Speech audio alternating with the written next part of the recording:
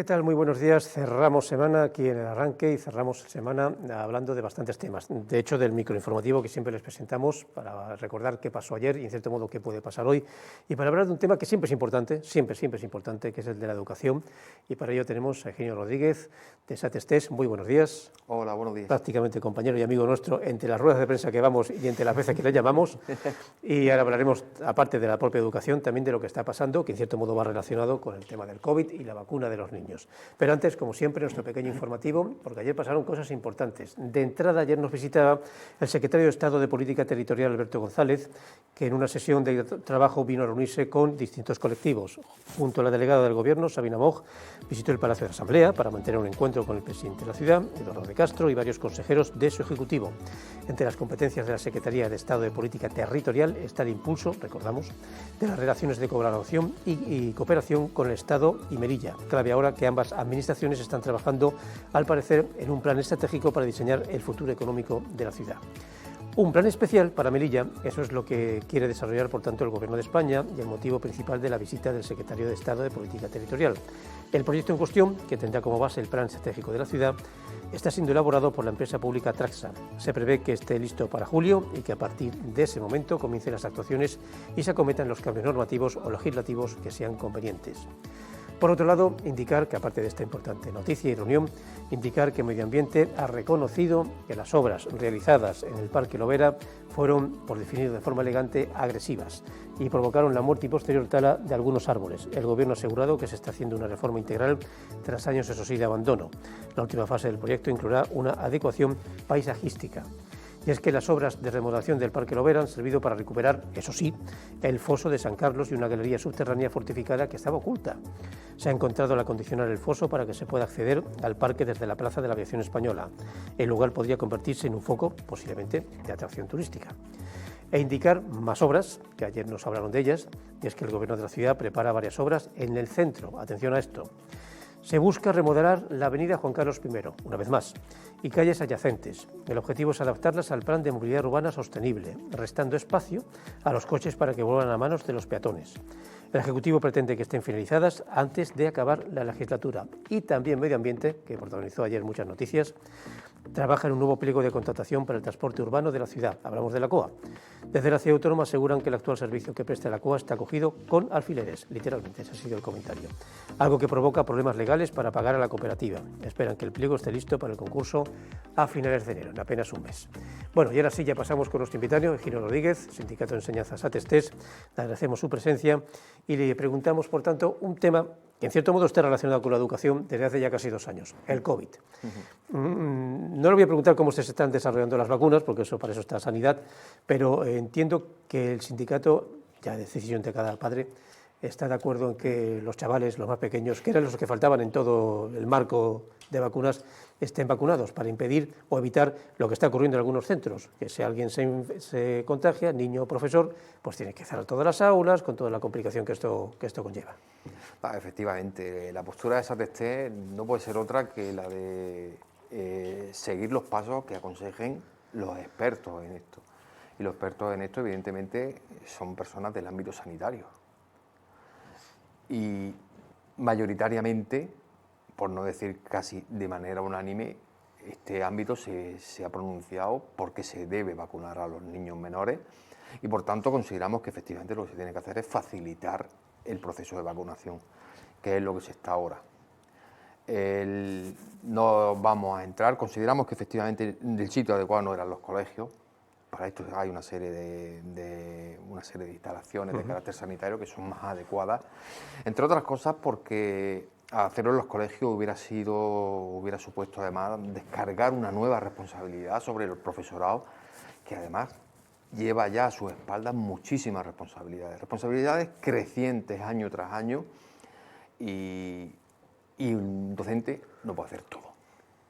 En ese aspecto sí me gustaría hacer un pequeño balance, porque el programa es intenso, directo y un poco corto, siempre se nos queda corto, lo cual en cierto modo es meritorio también para el programa, en cómo han pasado estos 2 años, porque la verdad es que el COVID nos ha afectado en todos los ámbitos de forma radical al principio, pues los cursos se separaron del todo, y luego pues cuando llegó el curso donde ya volvieron los alumnos, había cierto miedo, se debe hacer, no se debe hacer, se hizo, la verdad es que el tema acabó bien, no fue tan terrible como parecía, salvo ahora con esta sexta ola, por cierto, pero bueno, se desarrolló el curso, hablo del curso pasado, con bastante normalidad, pero sí, el impacto y la presión la soportaron los profesores. Sí, no, independientemente de los temores personales, pero visto desde el punto de vista colectivo, es cierto que el año pasado, pues digamos que si no se triunfó, se salió con la cabeza bastante alta y airoso, pero fue a costa de un trabajo muy, muy intenso por parte de los docentes. No debemos olvidar que el curso 2021 comienza después de 4 meses de una labor hecha desde casa, hecha online, con un proceso de adaptación repentino de la noche a la mañana del colectivo docente a una nueva situación, como el conjunto de la sociedad. Pero es cierto que todo el peso de la educación vino a recaer en ese momento sobre los docentes, que tuvieron que adaptarse, no había horas, empezar a conocer determinados tipos de programas, todo el trabajo llevárselo a casa, y cuando el trabajo te lo llevas a casa, en conjunto el trabajo docente no es un trabajo de 9 a 2, como muchas veces nos puede parecer, es un trabajo que se lleva mucho a casa, y durante ese periodo con más razón todavía. Entonces, sin olvidar que efectivamente veníamos de una situación de estrés laboral muy, muy intenso al colectivo, hubo que empezar a trabajar en unas condiciones bastante duras. Bastante duras pues, desde el punto de vista psicológico, pero también bastante duras desde el punto de vista físico. Estar 5 horas con una mascarilla puesta en un trabajo en el que la mayor parte del peso recae sobre la persona que estaba dando la clase, pues se hace bastante duro. Si a eso le añadimos también el hecho de que se tenían que tener las clases abiertas. Yo estos días atrás he tenido quejas de algunos compañeros que dicen que está haciendo un frío. Es cierto que no, la temperatura no es muy baja, pero como hay muchísima humedad y estás quieto y está todo abierto... Aquí el frío llega en enero o febrero. Ahí está. Cuidado. Pues todo eso hizo que las condiciones fueron muy, muy duras. Pero la disciplina tanto del colectivo docente como del discente, porque hay que reconocer también el mérito de los niños aguantando con sus mascarillas toda la clase y demás, es lo que contribuyó a que efectivamente el año pasado la situación fuese bastante mejor de lo que está yendo ahora. Ahora quizás hay cierta acomodación o los datos de los dos últimos meses, como había bajado tantísimo, pues nos hizo bajar un poco la guardia colectivamente a todo el mundo. Y quizá a consecuencia de eso, más el hecho de que los niños de 12 hasta 0 años no habían recibido la vacuna, es lo que ha permitido que ahora se estén dando esos casos mayores que los que se vieron el año anterior. Todo este COVID, el fenómeno del COVID, sí nos ha traído, eso sí, una serie de refuerzos, bienvenidos sean. En este caso, el tema de la educación. Se han notado, siempre son insuficientes, eso es un clásico, pero se ha notado al menos el refuerzo de, corríjame, algo más de 100 profesores. Sí, algo se ha notado, pero resulta insuficiente. ¿Y por qué resulta insuficiente? Porque partíamos de una base muy, muy pobre. En SAT-ESTE, creo que en ese sentido somos un poco cansinos, pero es lo que nos toca. Año tras año durante los últimos cursos, hemos ido haciendo un balance de cuál era la diferencia de la ratio alumno-profesor de Melilla respecto a la media del Estado. Y en función de eso llegábamos a la conclusión de que faltaban X profesores. Empezamos en su momento hablando de que faltaban 160 profesores y el último año ya hablábamos de que faltaban en torno a 230 profesores o docentes para que nuestros alumnos estuviesen en el mismo número que están los alumnos con profesores en el conjunto del Estado. No hablo ya de las comunidades que tienen mejores cifras, sino de la media, ¿no? Y como consecuencia de eso, pues el aumento de algo más de, creo que fueron en torno a 130 docentes que se han consolidado, pues bienvenido ha sido, pero ha sido insuficiente. Y antes hablábamos del curso 19-20, el curso 19-20 sí tuvo otra cosa que tenía dos caras, y era lo extremadamente duro que supuso para el profesorado tener que estar desdoblando el trabajo o desdoblando las clases, puesto que los alumnos estaban partidos en 2 grupos en lugar de haber 30, pero tenía también la cara positiva de que con 15 alumnos se trabajaba muchísimo mejor que con 30. Y en esto todo el colectivo docente ha coincidido. Y ha venido a darnos la razón en que el principal problema que tiene la educación en nuestra ciudad es la ratio. porque en la medida en que se baja el número de alumnos, se trabaja mejor, hay menos problemas de disciplina. El ambiente educativo y escolar y de aprendizaje entre los alumnos es mucho mejor y los resultados son mucho mejores. Este año, efectivamente, se han consolidado esos 130 docentes, pero volvemos a tener aulas con más de 30, 31 y 32 alumnos. Aulas que, además de desaconsejables desde el punto de vista pedagógico, como se ha demostrado con el año en que estuvieron partidas, son ilegales y no nos cansaremos de decirlo. De hecho, los llevan diciendo, lo dice ya un periodista veterano, un sindicalista veterano, desde la época de José Luis Estrada. Ha pasado tiempo, ¿eh? Efectivamente, efectivamente. Pero ahí es un dato objetivo, que no se presta a interpretación. La ley habla de tantos alumnos por aula de educación primaria y tantos alumnos por aula de educación secundaria obligatoria. Eso es lo que marca la ley. Y si las cifras las superan ampliamente. Y como un dato objetivo, es que no se presta a interpretación, es lo que es y son ilegales. Se ha notado un poco, no digo, a ver, le cuento una estadística, yo soy un poco el hombre de las estadísticas en la televisión, y sí, el año pasado, ya no sé si fue el año pasado, sí nos dimos cuenta que la población de Melilla, que es una población importante, había descendido en un 1%, parece poco, pero un 1% son casi 1.000 personas. Y de estas 1.000 personas, pues no más de la mitad eran niños, y casi todos pequeños. El resto eran sus padres y 100 personas pues eran solteros. Y cuando digo desaparecer del todo, o sea, ya que ya no estaban empadronados aquí en Melilla, se cree que son aquellas personas que vinieron al finalizar la gran crisis del 2008, 2009, 2010 para buscar aquí trabajo y debido al tema del COVID, que cambia completamente el aspecto sociocultural y el económico, pues volvieron otra vez a irse. Pero esto, junto al hecho de la frontera cerrada, se ha notado, no digo aulas más vacías, pero sí quizás menos presión. Hombre, hay algunos centros, por los datos que tenemos nosotros, en los que sí hay un número de alumnos que constan en la matrícula y no han aparecido. Cabe pensar más que se trata de alumnos que vivían en las zonas de alrededor de Melilla y pasaban todos los días, porque es un hecho que se daba, que alumnos que realmente estuviesen residiendo aquí dentro de la propia ciudad, ¿no? Porque si no, no se explica su desaparición. Es un número que, porque si das el número absoluto, no sabría decirte cuántos son, pues a lo mejor resulta muy llamativo.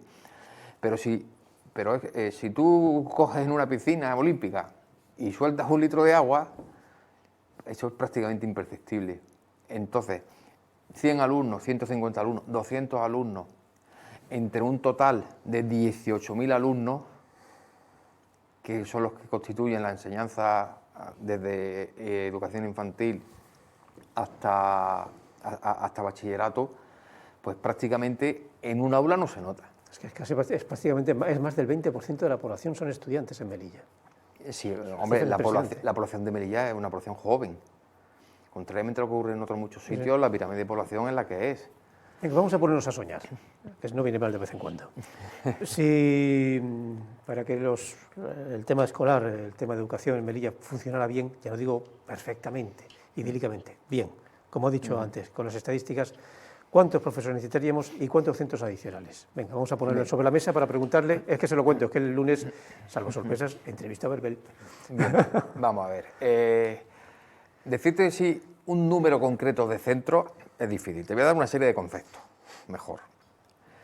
Y aplicar y llegar a conseguir que esos conceptos y esos criterios se aplicaran, hoy por hoy constituye soñar. Lo suyo es que en las aulas no haya más de 25 alumnos. Pero además, aquellas aulas que alberguen alumnos con necesidades educativas específicas, se debería bajar la ratio en por lo menos otras 2 personas. Esas constituirían 23. Si luego añadimos la situación particular que constituye más que la situación bilingüe, la situación diglósica que se vive en Melilla de una parte creciente de la población, hoy día más de la mitad de los alumnos, y cada vez más, no tienen como lengua materna el castellano, tienen como lengua materna el tamayeg, y viven en una situación completamente diglósica, en el sentido que son lenguas que están cada uno con su papel concreto, pero no es un bilingüismo activo, ¿no? Esto a muchos alumnos no le supone ningún problema, pero hay un corpus importante de la población a la que sí se puede suponer un problema en la escolarización. Eso aconseja además bajar esos 23 alumnos quizá un poquito más. Entonces, si queremos tener aulas de 20, 22, 23 alumnos como mucho, que repito, sería lo aconsejable, y más teniendo en cuenta las cifras de fracaso escolar que tenemos en nuestra ciudad, pues ahí se podrían hacer las cuentas de cuántos centros hacían falta. A la espera de que se termine el Gabriel de Morales, pues prácticamente harían falta otros 2 centros de 3 líneas cada uno. 2 y si me apuras 3. Estoy hablando de centros de educación infantil y primaria. Infantil y primaria. Ahora mismo hay en torno a eran 46, es que no recuerdo bien el dato, pero no sé si eran 46 unidades de cada 46, 48 unidades, no recuerdo con exactitud el dato de cada nivel educativo, salvo barrigas que se han creado, grupo añadido, aprovechando que también se ha hecho un esfuerzo por parte de la Dirección Provincial este año, hay que justo reconocerlo, sacando espacio de donde se ha podido para que hubiera algún grupo más. Eso ha llevado a que en algunos grupos pues, se ha reducido un poquito la ratio. Eso sí, el precio que se ha pagado es dejar desprovistos a los centros otros espacios que son necesarios también en la labor educativa, como puede ser una biblioteca, puede ser un laboratorio y demás. Volviendo a lo que hablábamos del número de unidades. Si a cada unidad de estas tú le tienes que quitar aproximadamente entre 4 y 5 alumnos, pues necesitas aulas para 200 alumnos por nivel. 200 alumnos por nivel son 9 unidades. Son 3 colegios de 3 líneas. Que es lo que comentaba antes. Por cierto, saliéndonos brevemente de la estructura que más o menos representa SAT-ESTES de forma semanal o continua con sus comunicados y ruedas de prensa, sí aprovecharía su presencia para hablar de un gran sueño que proviene de lejos, no de hace 5 o 6 años, sino casi 30. La posibilidad de una ampliación, por no decir existencia real y física, de un campus universitario. Porque se habla no solamente desde el punto de vista de la educación, sino que desde el punto de vista de la propia supervivencia de la ciudad. Esto es, traer alumnos, que a su vez traerían profesores, que a su vez crearía una cultura urbana, económica, cultural en la Melilla, que Melilla necesita. Por ahora lo único que hemos escuchado es los arreglos necesarios que se van a realizar en el antiguo edificio de Correos, que bueno, sería la base, pero muy poquito. Al margen de lo que es la propia importancia de la universidad desde el punto de vista académico y docente, te voy a poner 2 ejemplos a propósito de lo que me has dicho. Hace ya años, cuando yo estudiaba en Granada, recuerdo que fui a una conferencia, ¿vale? Y en determinado momento, pues el conferenciante vino a decir que la principal empresa de Granada era Puleva y tal cual. Y luego en el turno de ruegos y preguntas, uno de los asistentes dijo, mire usted, vamos a dejar de engañarnos. La principal empresa de Granada es la universidad. Y llevaba razón. Y otro ejemplo, en el puente de Todos los Santos yo me desplacé a Almería y el avión iba prácticamente lleno de alumnos de enfermería y de fisioterapia que no eran de aquí, que eran de Almería y zonas de alrededores que están estudiando aquí. Por tanto, como te digo, aparte de la propia importancia desde el punto de vista académico y cultural de la universidad, es un revulsivo económico indiscutible. Y eso permitiría, pues podría ser una de las salidas que se le buscan a la ciudad, no sería la salida, pero junto con otras constituiría uno de los elementos que permitirían darle cierto futuro a la ciudad. En un ambiente, en un punto de vista quizás más psicológico, casi sentimental, Melilla, Ceuta supongo que también, es una buena escuela de profesores, por sus particularidades. Lo digo porque aquí llegan profesores, algunos veteranos, pero también sé que llegan algunos prácticamente recién que empiezan aquí sus primeras clases. Y Melilla es especial. Hombre, Melilla aporta determinado tipo de aprendizaje. No es lo mismo, por ejemplo, hoy que hace 30 años. Hace 30 años lo que aportaba Melilla por su condición multicultural, de alumnos de diversa procedencia cultural, religiosa, lingüística incluso, eso era poco común en la península hace 30 años. Hoy día hay algunas zonas de la provincia de Almería, algunas zonas de Madrid, de Barcelona, en las que hay alumnos, hay centros en los que puede haber alumnos de 20, 30 y 40 nacionalidades. En ese sentido, para gente que venga de estos sitios, pues es poco novedoso. Pero sí es cierto que Melilla aporta un aprendizaje adicional precisamente por el el carácter variopinto, por utilizar un término, digamos, amable, de la situación del alumnado, ¿no? Como te decía, alumnos de diferente origen cultural, de diferente lengua madre, todo eso constituye un ámbito muy específico que en muchos sitios no se daba y en muchos sitios sigue sin darse y puede contribuir efectivamente a un mayor a un aprendizaje, si no mejor, distinto, de una serie de realidades a las que hay que hacer frente y que si no la tienes, no la puedes ver. El pasado sábado fuimos testigos de una manifestación bastante importante por el tema de los chicos y chicas que necesitan educación especial, que prácticamente se centran en un gran porcentaje en el Reina Sofía. Sin embargo, supimos, incluso los propios organizadores nos comentaban que tuvieron conocimiento de experiencias que ni siquiera ellos conocían de otros colegios, otros centros que intentan hacer lo posible para esos chicos, pero que realmente no tienen los medios adecuados, desde aulas que no son para ellos, buscados o algo así. Llegaron a decirme que prácticamente en uno de los centros era el antiguo despacho, almacén o de zona de limpieza. Huecos de escalera. Hueco de escalera, literalmente hueco de escalera, que los habían limpiado y ahí estaban los chicos. Bueno, son ideas imaginativas para algunas semanas, pero no, se estaban aplicando para un curso entero. Digamos, de los nuevos agujeros vacíos o negros que tenemos en nuestro sistema educativo, donde no se ve una solución determinante. Curso tras curso, los padres, me pongo en su piel. Me voy a permitir corregirte. Dígame. No es un nuevo agujero negro, ¿eh? A nivel comunicativo, porque a nivel comunicativo, sí, todo sí. Se centraba en el Reina Sofía, precisamente, y ahora es mucho más masivo. Ha ocurrido un caso, ha habido un salto cualitativo.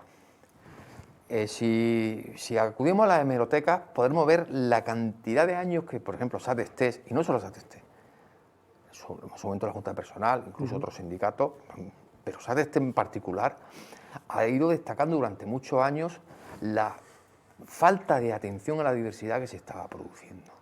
No solamente en el Reina Sofía, porque el Reina Sofía es un centro muy específico en el que hay que mandar determinados alumnos que no se pueden integrar en la educación verdaderamente inclusiva que queremos en los centros educativos.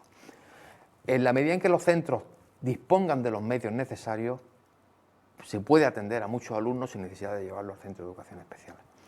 Pero hay que dotar a los centros del profesorado y de los medios, no solo profesorado, sino cuidadores, enfermeras, técnicos, todas las figuras de las que hemos hablado en numerosas ocasiones y que el Ministerio se resiste a cubrir, no sabemos por qué. Y luego, adicionalmente, con más motivo, en el Centro de Educación Especial. De SAT-ESTES esto lo llevamos denunciando muchísimos años. Además, el otro día, a raíz de esta manifestación, un comentario que hicimos a una noticia, cuando salió la noticia, no recuerdo quién la había puesto, pues en Facebook hicimos un comentario. Es que basta ya de que la atención a la diversidad deje de ser la última en beneficiarse de los parabienes de la época de vacas gordas y ser la primera en sufrir los envites de la época de vacas flacas. Porque cuando hay problemas, donde primero se recorta es del cupo de la atención a la diversidad, del cupo de educación especial. Pero eso, por eso te decía yo que no es un agujero nuevo. Esto ocurre y se pierde en la noche de los tiempos, año tras año, independientemente de qué administración haya. El salto cualitativo del que te he comentado, y tú lo has definido muy bien, ha sido un salto de ámbito informativo o comunicativo, ha sido la implicación de los padres. Sí. Porque lo que durante muchos años hemos estado haciendo los sindicatos o las juntas de personal, pues sí tenía cierto seguimiento por parte de la sociedad civil, pero era un sentimiento bastante tibio, era un seguimiento, una aportación bastante tibia. No sé por qué, ahora se ha dado ese salto, bienvenido sea, porque efectivamente si hay alguien que se debe implicar, los sindicatos podemos ser muy activos, pero quien de verdad tiene la capacidad de mover los entresijos de la administración es la sociedad civil. Antes de irnos, una pregunta puramente de curiosidad. Sabemos desgraciadamente que los resultados académicos no suelen ser muy buenos en Melilla, sobre todo cuando hacen estos estudios analíticos y estadísticos a nivel europeo, pero bueno, hay alumnos que sacan buenas notas. Pero cuando nos dan alguna encuesta de estadísticas siempre nos comentan, sin pruebas evidentes, pero nos comentan que llegando a la hora de las buenas notas, las chicas arrasan. ¿Es cierto o es una leyenda urbana? No, eso está demostrado con datos, Por eso estadísticos. Los datos estadísticos, las interpretaciones pueden ser subjetivas, pero los datos son objetivos. Y hoy por hoy, generalmente, el sector femenino de la población obtiene mejores resultados académicos con carácter general. Luego puede haber determinado tipo de materia en los que se invierta el resultado.